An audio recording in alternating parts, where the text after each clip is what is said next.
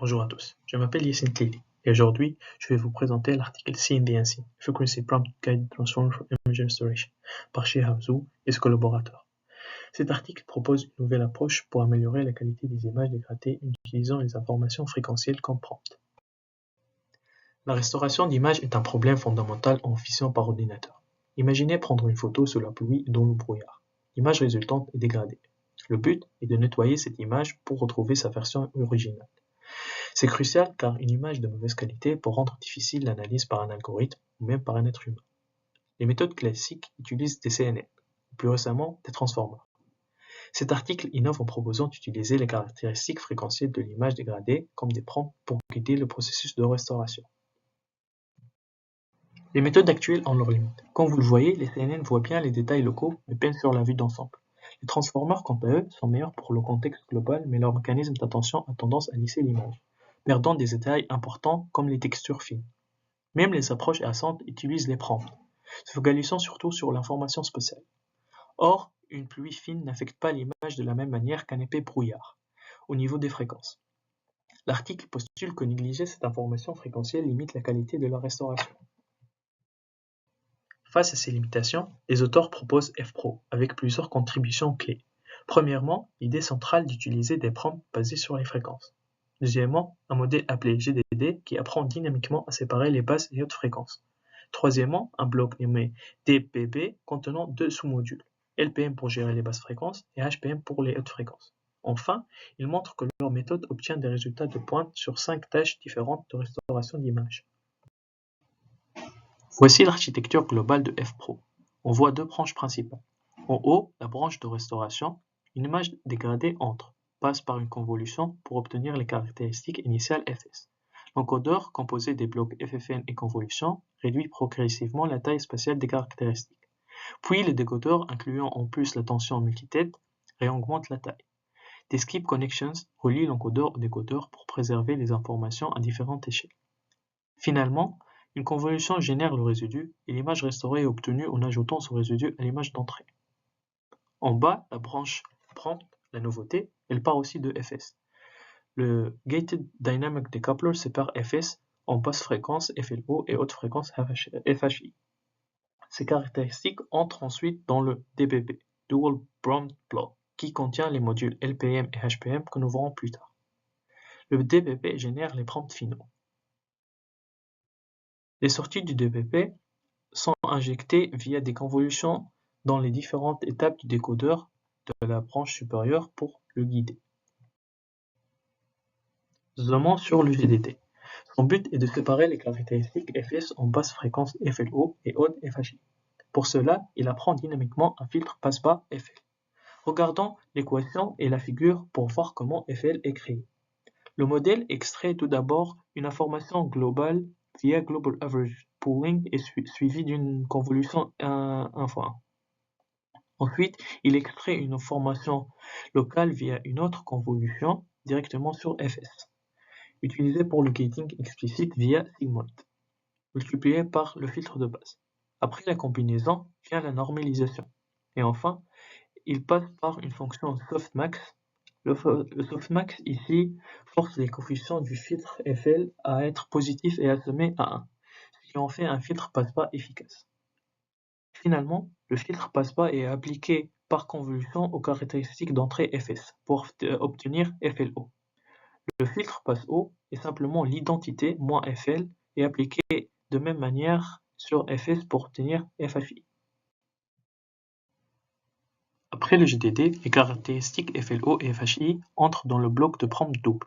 Comme son nom l'indique, il y a deux parties. Le LPM s'occupe des basses fréquences FLO, qui représentent les structures globales. Il travaille surtout dans le domaine de Fourier, ce qui est efficace pour le global. Le HPM s'occupe des hautes fréquences FHI, qui correspondent aux détails fins.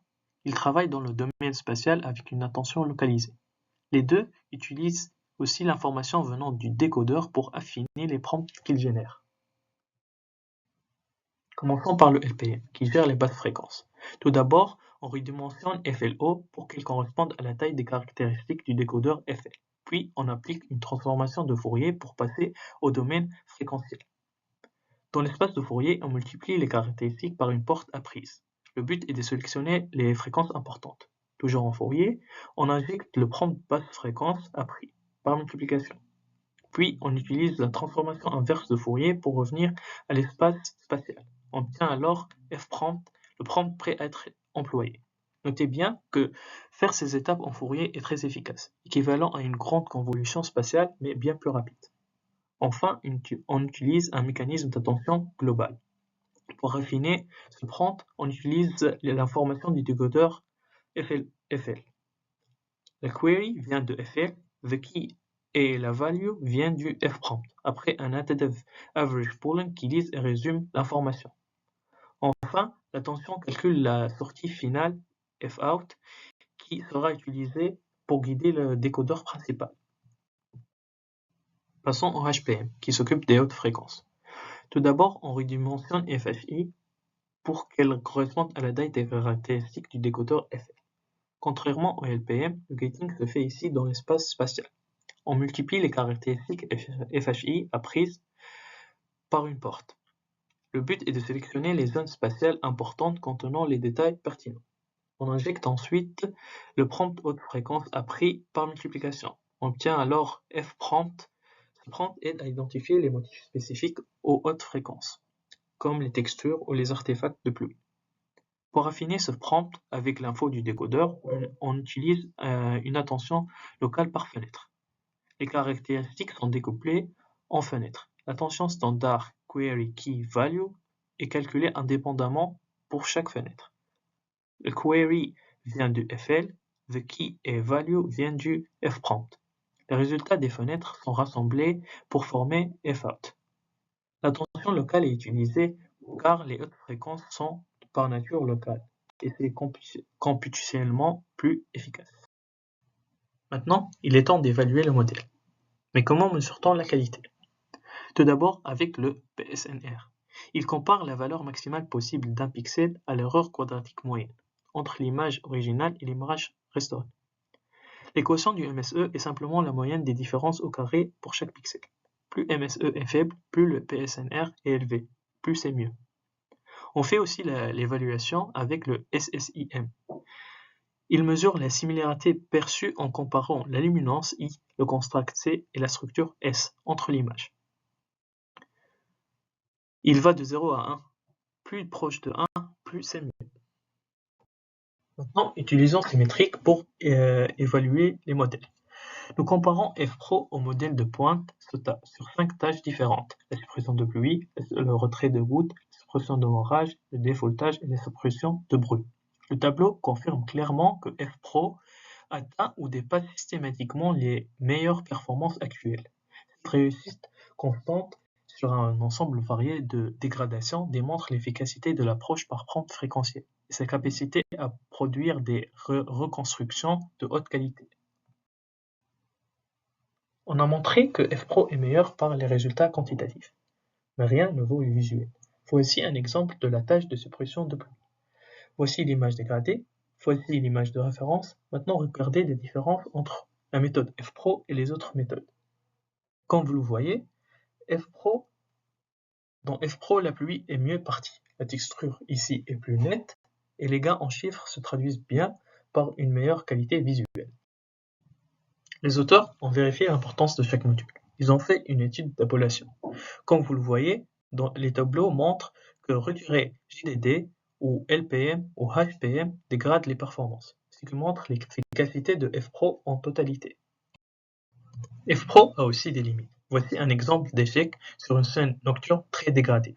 Le résultat montre que face à des conditions externes comme une très faible lumière, une forte dégradation, fPro peut peiner à restaurer correctement l'image. La difficulté à obtenir de bonnes données d'entraînement pour ces cas est un facteur limitant.